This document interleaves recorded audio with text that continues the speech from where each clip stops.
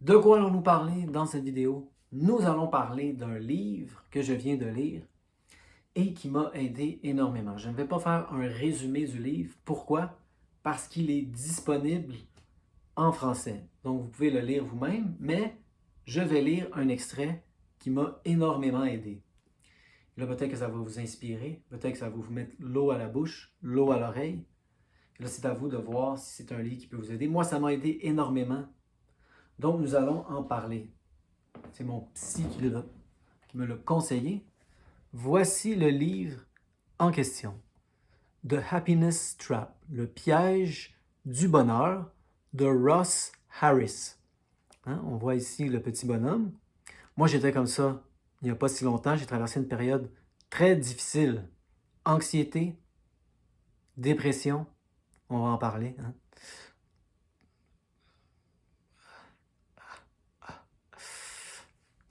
Et là, on va parler de lui aussi. Hein? Lui, il a-tu donc l'air heureux? Et l'est-il vraiment? Qu'est-ce que le bonheur? Nous allons nous poser la question, nous allons explorer le thème.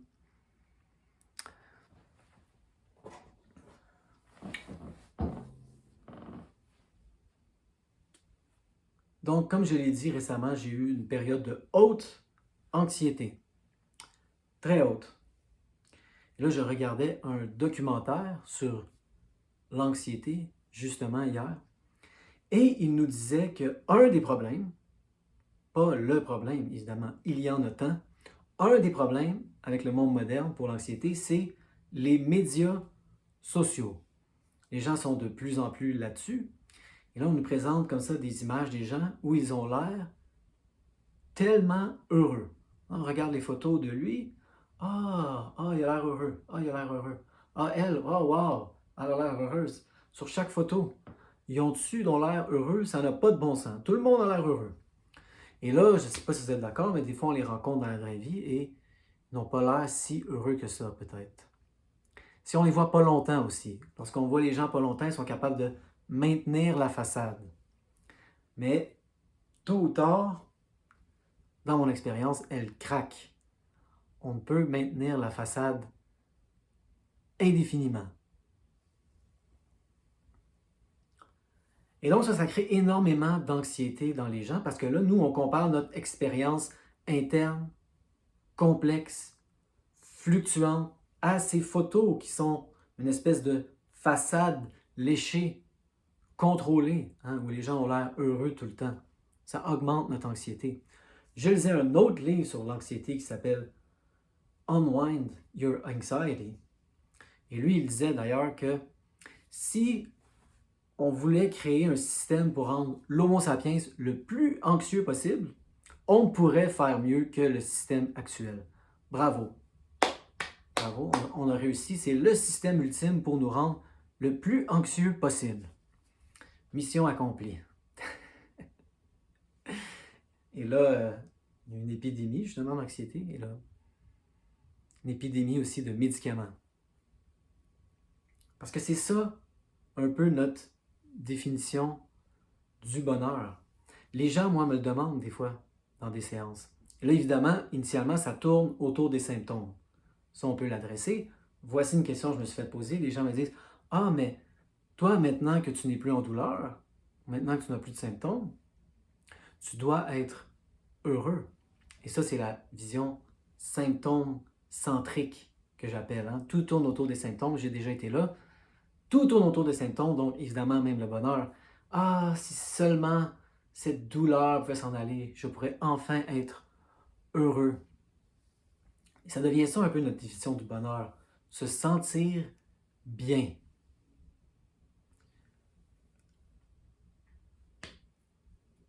Tout le temps? Peut-être pas tout le temps, c'est pas réaliste. La grande majorité du temps. C'est ça être heureux, c'est se sentir bien la grande majorité du temps. Et si je ne me sens pas bien la grande majorité du temps, il y a un problème que je dois régler. Hein? Je me sens inconfortable. Vite, trouvons une solution. C'est un problème que je dois régler. Je ne suis pas heureux. Et ça, selon Ross Harris, c'est le piège du bonheur. Donc, lorsque les gens me posent cette question-là, je ne sais pas quoi répondre. Suis-je heureux? Je ne sais pas. Suis-je heureux? Ce n'est pas important. Hein? C'est une chaîne qui s'intitule « Déjouer la douleur chronique ». Là, je commence à apprécier de plus en plus le titre de la chaîne. J'aime ça, c'est humble. Moi, au début, j'ai appelé la chaîne « Déjouer la douleur chronique », simplement parce que je voulais utiliser le titre du livre de Alan Gordon. Je me suis dit, c'est comme ça que les gens vont me trouver. Mais je n'aimais pas le fait de mettre le mot « douleur ». Le but, c'est justement d'oublier la douleur. Donc, pourquoi la mentionner? Mais je me disais, c'est le titre du livre, j'ai appelé ça « Déjouer la douleur chronique ». Je vais utiliser le petit dessin. Mais j'ai appelé ma page Facebook, mon compte Facebook, Bien-être chronique. Je me disais, mettons pas le mot douleur, bien-être chronique. Lorsque vous interagissez avec moi par courriel, ça s'appelle Monsieur Bien-être. Je commence à me questionner sur la sagesse de tout ça. Suis-je bien? Je ne sais pas. Ça dépend de la définition. Ross Harris nous propose une définition du bonheur intéressante, selon laquelle, en effet, oui, il se pourrait bien que je sois heureux. Mais pas parce que je me sens bien, parce que justement, récemment, j'ai eu de la haute anxiété, peut-être même de la dépression. Un petit moyen gros fond de dépression. C'était turbulent. Il y a eu des turbulences dans le vol. Ça a brassé. Est-ce que ça veut dire que je ne suis pas heureux? Suis-je heureux? Je ne sais pas. Mais les gens me remercient souvent d'être très honnête, comme ça, avec les symptômes. Je ne veux pas tomber dans ce piège et participer à ce complot, en fait, des médias sociaux, de présenter une espèce d'image du bonheur inatteignable. Et là, ça crée de l'anxiété peut-être en vous. J'essaie vraiment d'être honnête dans mon processus. Je ne suis plus en douleur, mais j'ai encore des problèmes avec l'anxiété principalement. Mais c'est ça la question, est-ce un problème? On va explorer ça.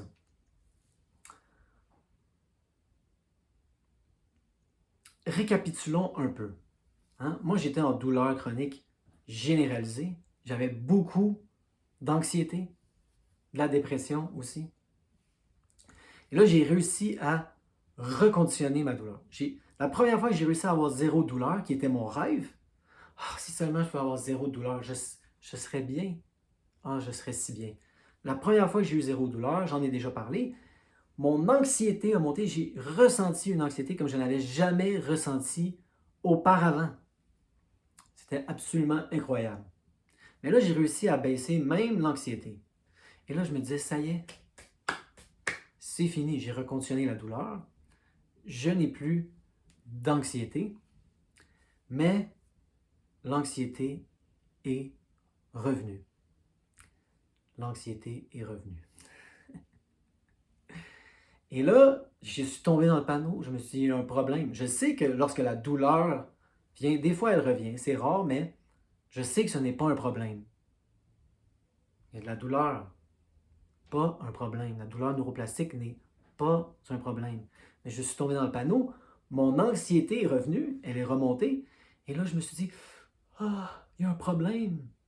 Je ne suis pas supposé avoir de l'anxiété. Je suis supposé être à zéro anxiété. Je suis supposé me sentir bien tout le temps. Si je ne me sens pas bien tout le temps, il y a un problème. Je ne suis pas heureux. Je suis tombé dans le panneau. Le piège du bonheur dont nous parle Ross Harris. Et là, je cherchais des solutions. Je suis comme vous. Hein, quand vous êtes en douleur, vous cherchez, il y a un problème, il faut que je trouve une solution. Et j'étais comme ça avec l'anxiété. Là. Elle était haute. Elle est montée à 8. Je ne veux pas dire qu'elle est montée à 10. On va dire que 10, c'est une attaque de panique, où les gens pensent qu'ils vont mourir. Ils veulent aller à l'hôpital où ils y vont. Je vais être clair, je n'ai jamais fait d'attaque de panique comme ça. Donc, je vais faire attention avec les numéros que j'utilise. Récemment, mon anxiété, j'ai eu des périodes où elle est montée à 8. 8.5.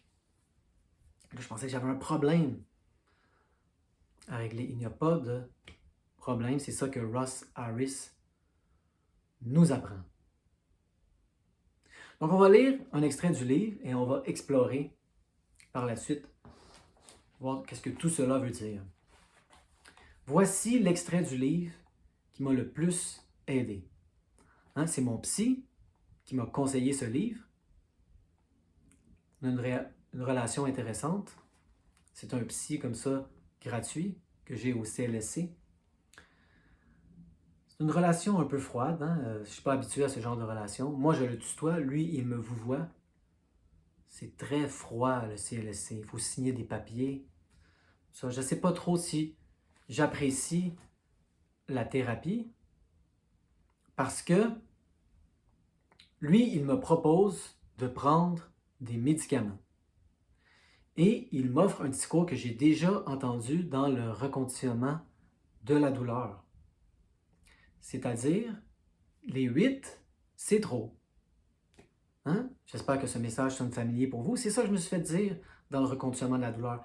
Initialement, en lisant Alan Gordon et compagnie. Certains, c'est ça qu'ils nous disent. Évitez les 8, les 9, c'est trop. Vous ne pouvez pas avoir d'expérience corrective.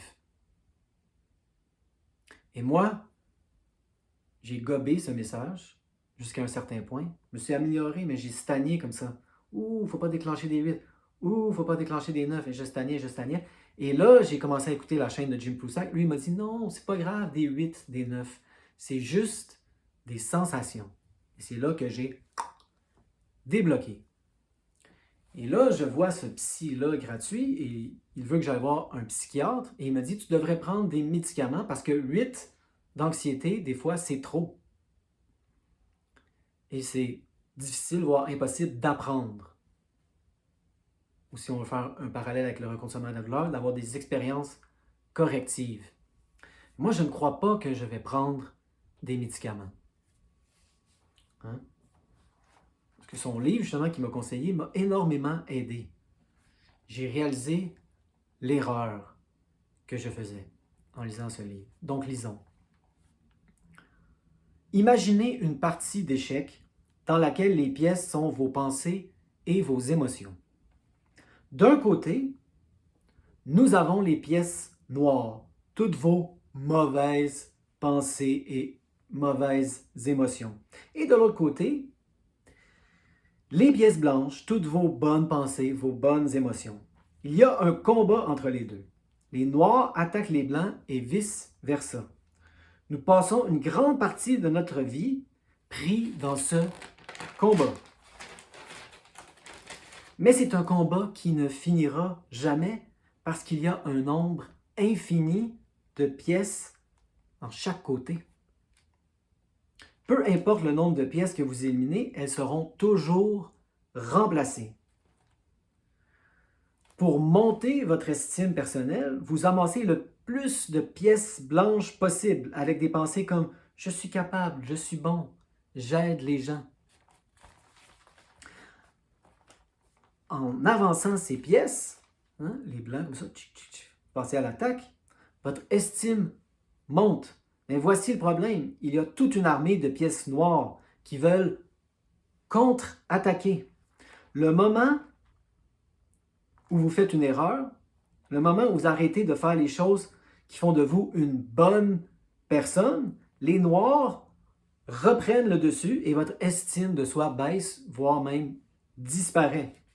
Vous arrêtez de faire de l'exercice. Ah, tu vois, je savais que tu allais abandonner. Tu es paresseux.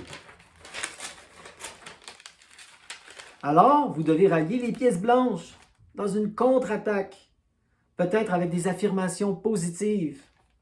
Le problème, c'est que la plupart des gens ne croient pas à ces affirmations. C'est comme dire « je suis Superman » ou « je suis Wonder Woman ». De plus, les affirmations positives ont tendance à attirer des négatives. Faisons le test. Voici un exercice. Remarquez quelle pensée émerge en disant « je suis un humain ». Je suis un bon humain aimable. Je suis un bon humain très aimable qui a beaucoup de valeur. Je suis un humain fantastique qui est aimable et qui a de la valeur comme ça ne se peut pas. Je suis complet et parfait. Qu'est-il arrivé en essayant de croire ses pensées? Pour la plupart des gens, plus les pensées deviennent positives, plus elles sont difficiles à croire. Moi, c'était mon expérience en lisant ces affirmations. Je suis un humain, facile. C'est un fait, c'est un constat. Je suis complet et parfait. Pff. Tu blagues, là. Hein? Des pensées du type « Quelle blague! Pour qui te prends-tu? » sont apparues. Certains réussissent à croire, mais le sentiment ne dure pas et les pièces noires reviennent, hein, tôt ou tard. Maintenant, faites le contraire. Dites-vous, je suis inutile, je suis une ordure. Qu'est-il arrivé? Vous avez essayé de contrer ces pensées avec du positif. Attends un peu, là. Faut pas exagérer, hein? Je suis quelqu'un de bien après tout. Donc, il y a eu une attaque comme ça. Et là, vous essayez de contrer avec le blanc. Toujours remonter votre estime personnelle.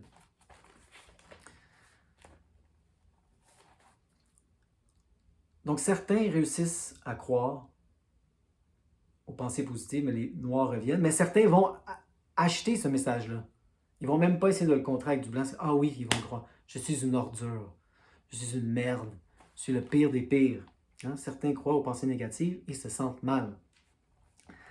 La réalité est qu'on peut trouver une infinité de bonnes et de mauvaises histoires tant que nous sommes investis dans l'estime personnelle, qui n'est qu'une histoire au fond. Nous perdons notre temps dans une partie d'échecs infinie. Une pièce noire apparaît, tu es tellement stupide. Une pièce blanche apparaît. Mais non, tu n'es pas stupide. Tu as simplement fait une erreur. Et on continue comme ça jusqu'à ce qu'il y ait une escalade. La bataille s'intensifie avec de plus en plus de pièces impliquées. Et pendant que toute votre attention est sur la partie d'échec, c'est dur de connecter avec autre chose. Vous êtes déconnecté avec la vie, dans le combat avec vos propres pensées, qui sont dans le fond des opinions. C'est tout ce que c'est. Et les émotions aussi, les sensations négatives. Voulez-vous vivre comme ça? Constamment avoir à justifier votre propre valeur? Ne préférez-vous pas vous retirer du combat? Votre estime de soi est basse, vous êtes malheureux. Elle est haute, il faut tout faire pour la maintenir. C'est vraiment épuisant. J'ai essayé ça, ça fatigue, ça fatigue. Toujours essayer de maintenir l'estime personnelle.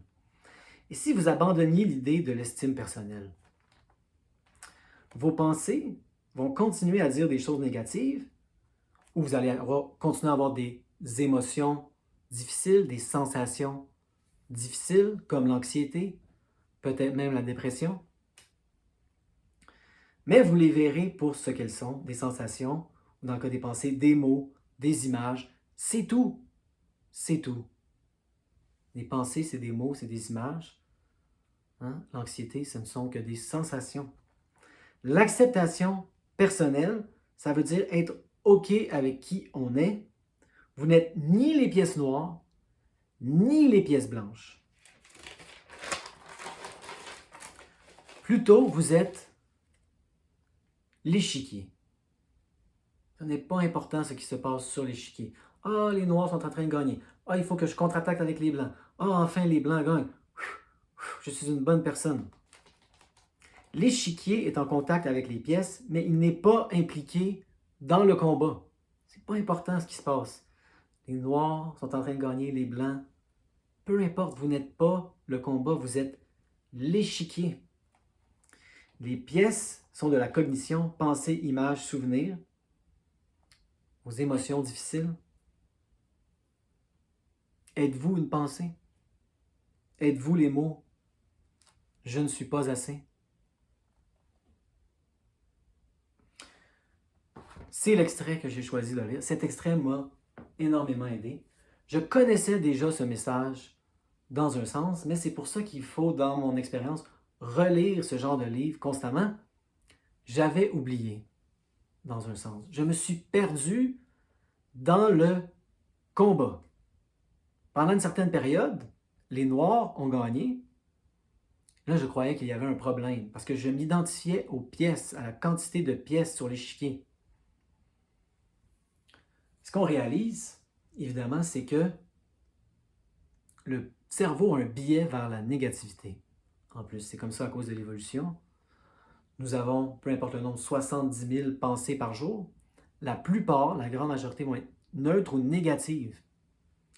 Et là, si vous commencez à jouer ce jeu, essayez de contrer chaque pensée négative avec une pensée positive. T'es un idiot. Non, je ne suis pas un idiot, j'ai juste fait une erreur. Blablabla, blablabla.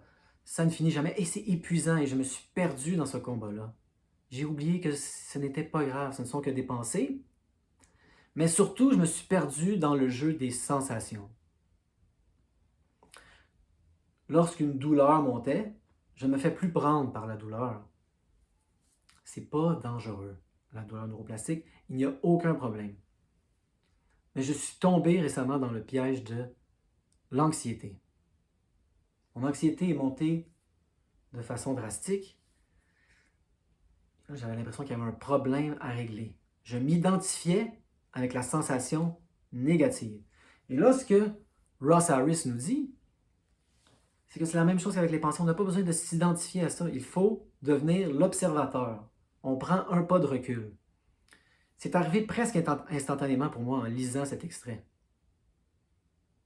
Mon anxiété et ma dépression ont baissé drastiquement dans les jours qui ont suivi. Ce qu'il nous dit dans le livre, c'est que ça arrive parfois, mais il ne faut pas s'attendre à ce résultat. Parce que ce n'est pas grave, l'anxiété. Ce n'est pas un problème. Étant donné que mon anxiété a baissé, je pensais qu'elle était disparue.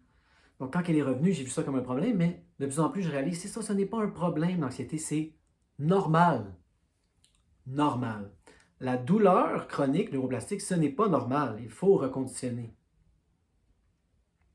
On peut éliminer notre douleur chronique, mais l'anxiété, j'ai oublié, c'est normal. Hein, il le dit dans son livre, il parle à des gens qui parlent en public, justement, fréquemment. Il leur demande, après des années comme ça, à parler en public, es-tu toujours anxieux? Et beaucoup de gens lui disent, ben oui, je suis encore anxieux. J'ai juste appris à parler à travers l'anxiété. Et là, on peut même changer le terme. Hein. Vous appelez ça de l'anxiété, et peut-être que ça vous paralyse. Ah non, je ne peux pas aller en parler en public. Je vais avoir ce sentiment, cette sensation que j'appelle de l'anxiété. Et là, lui, ce qu'il nous dit, c'est ça, c'est que ces gens-là, des fois, ils appellent ça le trac. Ils s'en servent comme un carburant. Même sensation, deux termes différents, deux façons de le percevoir sont totalement différentes. Et c'est tout ce que j'ai fait, j'ai réalisé. J'ai changé ma perception de la sensation. Je suis sorti du combat. Je suis devenu l'échiquier. Et là, mon anxiété qui était à 8, peut-être même 8,5, n'était plus un problème. J'ai fait, ah oui, c'est vrai, j'avais oublié. Ce n'est pas un problème. Et là, depuis, elle a baissé drastiquement. Mais elle pourrait très bien revenir.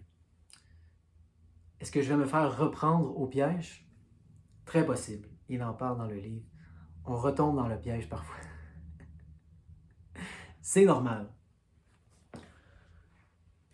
Donc, quelle est la définition du bonheur de Ross Harris? Qu'est-ce que tu vas me dire? Je vais pouvoir jamais être heureux dans ma vie? Non, lui, ce qu'il dit, c'est ça, c'est qu'il y a une autre définition du bonheur qui ne dépend pas de comment on se sent. Que fait-on pour être heureux? Nous établissons nos valeurs. Hein, c'est la thérapie ACT. C'est ça qu'on fait dans la thérapie ACT. On établit nos valeurs et là, on agit en fonction de nos valeurs. C'est comme une aiguille, comme ça, qui pointe le nord, qui nous donne la direction.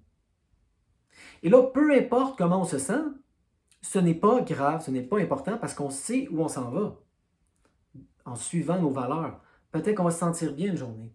Peut-être qu'on va se sentir mal. Ce n'est pas grave comment on se sent parce qu'on s'en va dans cette direction. Peu importe comment on se sent, c'est la direction qui va donner un sens à ma vie. Qu'est-ce que vous voulez faire? Voulez-vous aider les autres? C'est ça que vous faites. Il y a des journées que vous allez être heureux, ça va, oh, je me sens bien, j'aide les autres. Il y a des journées que ça va créer de l'anxiété. Ce n'est pas grave comment on se sent. Ce n'est pas ça le bonheur. Ce n'est pas comment on se sent. C'est vers où on s'en va. Ça m'a aidé énormément ce message. Je ne sais pas si ça vous aide. Peut-être que ce n'est pas pour tout le monde.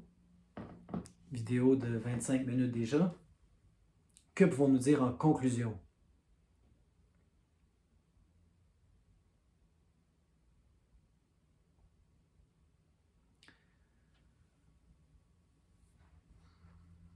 On pourrait appeler tout ça de la compassion. Devenir l'échiquier. prendre le pas de recul, devenir l'observateur. Hein, c'est de l'autocompassion. Mais moi, je me suis vraiment perdu à jouer au jeu de l'estime personnelle. Essayer de contrer chaque pensée négative avec une pensée positive. Et là, penser qu'il y a un problème parce que j'ai ce sentiment, cette sensation qu'on appelle l'anxiété. J'avais l'impression que le noir gagnait, que c'était un problème. Donc, quand j'ai réussi à éliminer la douleur, j'aurais pu apprendre la leçon comme ça, que c'est ça qu'on fait, hein, on laisse la douleur passer à travers nous sans se sentir concerné. Ce n'est pas grave, la majorité du temps, on est indifférent. C'est une sensation, c'est tout. Et là, on pourrait penser que j'avais appris ma leçon avec l'anxiété, mais c'est mon expérience jusqu'à maintenant, on retombe fréquemment dans le piège. Je suis tombé dans le piège du bonheur. Parce que je me suis senti bien pendant longtemps. Et je me suis dit, c'est ça le bonheur. Ah, je me sens bien maintenant la grande majorité du temps. Et là, quand j'ai commencé à me sentir un peu moins bien, ça a commencé à prendre le dessus. Ah, il y a un problème, il y a un problème. Ce n'est pas un problème. Si on agit en se dirigeant vers nos valeurs. Donc, j'espère que ce message a été utile pour vous. Il a été extrêmement bénéfique pour moi, donc je voulais le partager. Lorsqu'on réussit à éliminer la douleur, il va y avoir d'autres problèmes. Ce n'est pas magique. Ah, le jour où je n'aurai plus de douleur, ça va être fantastique. Il va y avoir d'autres problèmes. Hein? Ce n'est pas la fin du processus. Ne plus avoir de douleur.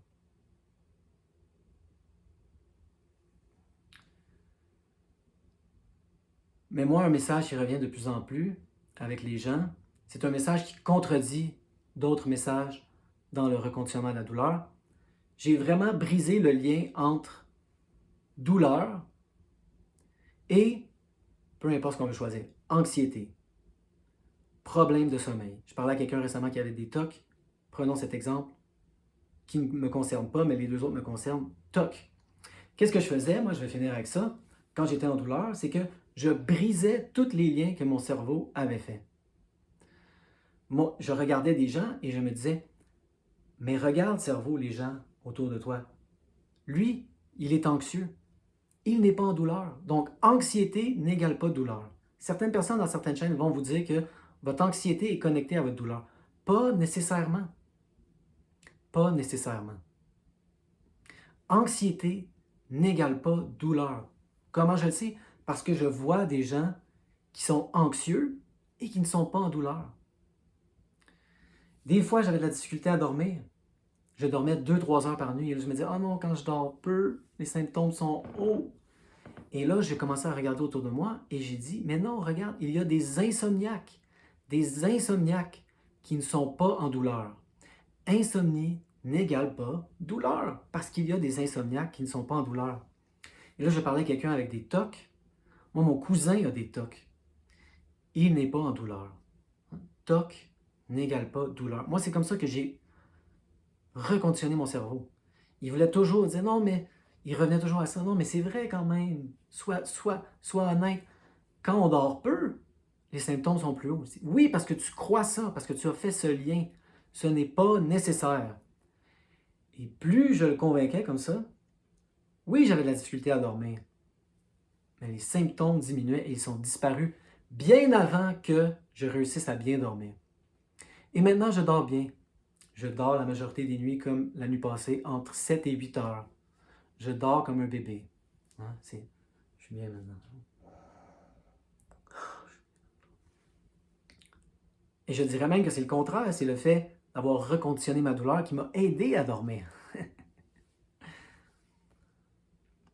Mais pour l'anxiété, je me suis souvent fait prendre. Je me suis dit, non, il faut éliminer l'anxiété. C'est connecté avec la douleur. Ce ne l'est pas. Je suis très anxieux parfois encore. Pas de douleur.